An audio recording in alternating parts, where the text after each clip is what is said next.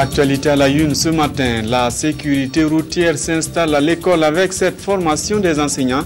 Une soixantaine d'enseignants de Koudougou ont appris le code et la politique nationale de la sécurité routière. Le mur fiscal américain s'est définitivement écroulé dans la nuit. La Chambre des représentants a confirmé le vote du Sénat. Images et réactions du président et des marchés dans cette édition. Bonjour, bienvenue au 13h15 de la télévision du Burkina. Tout d'abord, ce communiqué. La Direction générale du protocole d'État a l'honneur de porter à la connaissance des corps constitués de l'État que la cérémonie officielle de présentation de leurs vœux du Nouvel An à son Excellence Monsieur le Président du Faso, Président du Conseil des ministres, aura lieu à la présidence du Faso 6 Awaga 2000 le vendredi 4 janvier 2013 à partir de 16h. En conséquence, ils sont priés de bien vouloir prendre toutes les dispositions utiles nécessaires pour être sur les lieux à partir de 14h. Leur limite d'arrivée est fixée à 15h30. C'est donc une information du protocole d'État. La suite de ce journal, la sécurité routière enseignée au lycée et collège de Koudougou. 60 enseignants, tous en poste dans la cité du Cavalier Rouge, ont été formés par l'Office national de la sécurité routière. Le code de la route et la politique nationale de sécurité sont les modules dispensés. Jacques Lamissa-Tarpaga.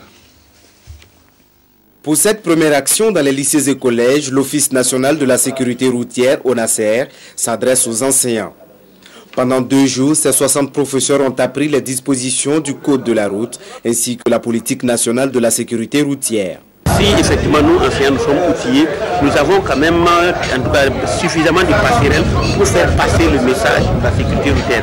Parce qu'il faut reconnaître, et ça je ne suis pas statisticien, mais moi je reconnais que en réalité, l'insécurité routière fait plus de victimes que, en tout cas, même le sida, par exemple, au Burkina Faso.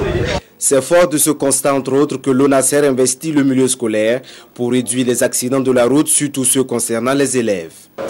Koudougou a bénéficié d'infrastructures routières et autres. Et en cela, nous estimons qu'il fallait qu'il y ait un accompagnement pour permettre aux usagers, pour permettre aux élèves, à la frange la plus jeune de la population, de pouvoir avoir des notions en matière de sécurité routière. Et pour nous, les éducateurs que sont le corps professoral étaient le mieux placés pour se faire le relais de notre combat contre l'insécurité routière. L'ONASER entend multiplier ce type de formation à travers le Burkina Faso afin d'améliorer la sécurité routière par l'implication des enseignants des lycées et collèges. En 2012, la musique burkinabé a fait danser ses mélomanes à travers le pays. Il y a eu des sorties discographiques et des événements comme le Koundé et d'autres festivals de musique. Retour sur la vie de la musique en 2012 avec Frédéric Etienne Bassenga. Le paysage musical au Burkina Faso aura été en cette année 2012 mouvementé.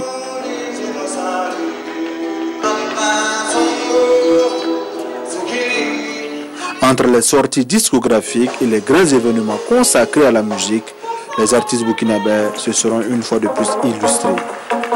Incontestablement, l'un des événements de taille en 2012 aura été les Koundé. Des Koundé qui ont vu Eugène Kounke inscrire son nom en lettres d'or au palmarès de la plus prestigieuse des compétitions de musique au Burkina Faso. À cela, il faudra ajouter le Grand Prix de la musique moderne organisé à Manga et remporté par Patrick Cabré. N'oublions pas Sanabob avec sa musique inspirée de Warbinde aura conquis le cœur de nombreux mélomanes. Des mélomanes qui d'ailleurs ont voté massivement pour lui au jeu concours Trio gagnant dont il est le grand vainqueur. Que dire des sorties discographiques?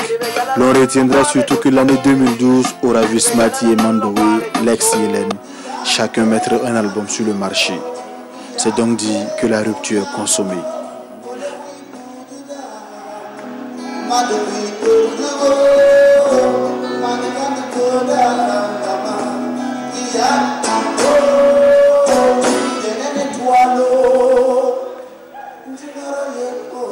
« 2012 aura été aussi l'année de l'enfant prodige de la musique burkinabé Flobi. Au stade du 4 août, pour une première, Flobi a presque fait le plein.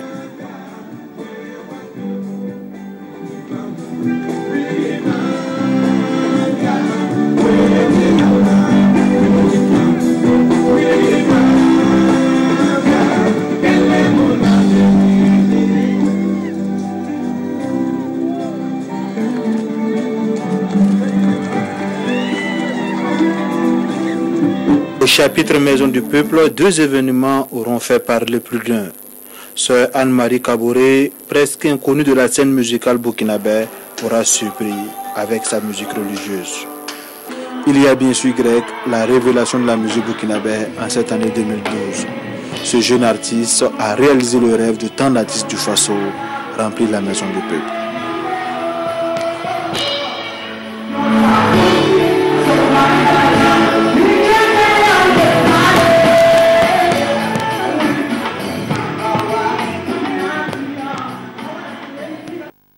Religion après la musique, une veillée de délivrance pour affronter 2013. C'est le Centre international de mission et de délivrance qui est l'initiateur. 7000 personnes venues de 45 provinces ont suivi le programme de 20h à l'aube.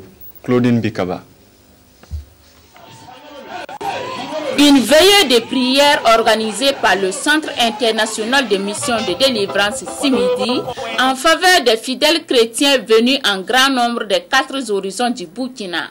Une prière de délivrance qui avait pour objectif de préparer ces chrétiens à Noël. L'enseignement est basé sur la parole de Dieu qui dit que en fait le royaume de Dieu ne consiste pas seulement en parole, mais en puissance. Et c'est pour cela que ce soir nous nous sommes rassemblés. C'est en fait la dernière veillée de l'année 2012. Et nous préparons les chrétiens à entrer en 2013 dans la joie et dans la gaieté. Les organisateurs de cet événement se disent satisfaits de la participation massive des fidèles. C'est un sentiment de joie et de satisfaction parce que nous avons organisé cette veillée depuis un mois. Et voilà, le jour J, les gens sont sortis, l'homme de Dieu est venu. Et c'est vraiment une grande joie. La parole de Dieu dit qu'il est très bon pour les frères de demeurer ensemble. Et nous sommes très contents. Prières, délivrance et louanges ont rythmé cette veillée dirigée par l'évangéliste Marcel Kwamenan, venu des îles Caraïbes. Au Serfi, c'est un théologien qui enseigne ses frères sur la connaissance de l'islam. L'historien et théologien congolais leur a surtout montré comment assumer son identité de musulman dans le monde d'aujourd'hui. Karim Patrick Namono. Tous autant qu'ils sont, vouent une dévotion absolue à Allah et à son prophète Mohammed. Cette rencontre témoigne aussi d'une quête de consolidation de leur foi. Le cercle d'études, de recherche et de formation islamique en est l'initiateur, et ce depuis 2006. Cette année, il a convié le docteur Cheikh Abdul Majid, musulman, prédicateur originaire de la République démocratique du Congo. Sa prédication porte sur les moyens d'assumer l'identité musulmane. Nous vivons dans un monde qui est dominé aujourd'hui par le matérialisme, n'est-ce pas? Le matérialisme domine sur tout. Et nous pensons qu'il est temps pour que tous les croyants, et en l'occurrence les musulmans, puissent penser à faire un retour vers les vraies valeurs morales et spirituelles pour lesquelles nous avons été créés, n'est-ce pas? C'est un peu cela.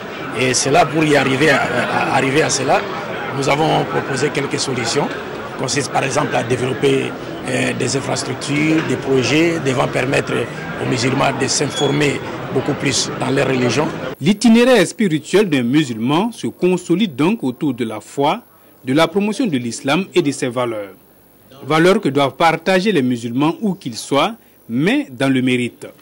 Mériter cette religion, c'est être des agents, des vecteurs de la conscience intime de Dieu, c'est être des agents qui travaillent de façon remarquable au service de notre nation, au service des autres hommes.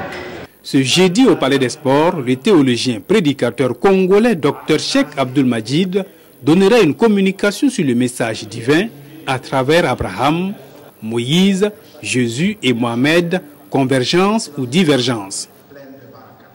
Voilà, c'est un rappel. La Direction générale du protocole d'État a l'honneur de porter à la connaissance des corps constitués de l'État que la cérémonie officielle de présentation de leurs vœux du Nouvel An à son Excellence Monsieur le Président du Faso, président du Conseil des ministres, aura lieu à la présidence du Faso 6 Awaga 2000 le vendredi 4 janvier 2013 à partir de 16h. En conséquence, ils sont priés de bien vouloir prendre toutes les dispositions pour être sur les lieux à partir de 14h. Leur limite d'arrivée est fixée à 15h30. C'est fini pour ce journal. Bonne suite de programme sur la RTV. À demain.